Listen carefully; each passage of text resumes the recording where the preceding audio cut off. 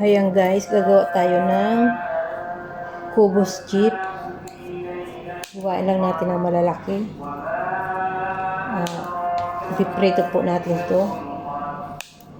I-cut natin ng ganito lang kalalaki. Pwede naman, depende po sa ano nyo, sa cut nyo. Kung maliliit, malalaki, pero ako ikakat ko siyang malalaki. Masarap po to, lalo na pang lagay sa vegetable salad. Masarap po to. Pang topping sa vegetable salad. Ayan. Buhain lang natin siya. At saka ipiprito.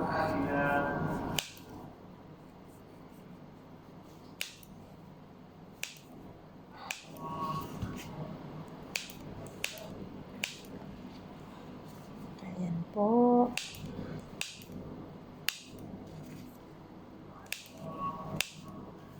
Ayan siya, oh.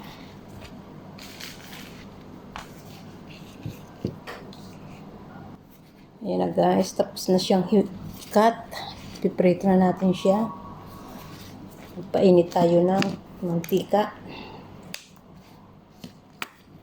Ayan. Ayan na guys, piprito na natin. Ayan.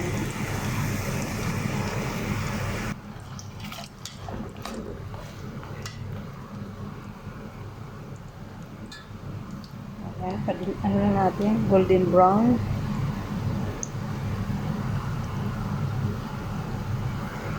Ayan guys, so ganyan lang siya. Para crunchy. Ayan guys, so tapos na siya. Lagyan na natin dito. Ayan na ang nagawa natin. Kubos chip. Ayan guys. Diba crunchy siya? Masarap po yan. Crunchy, crunchy. Yummy.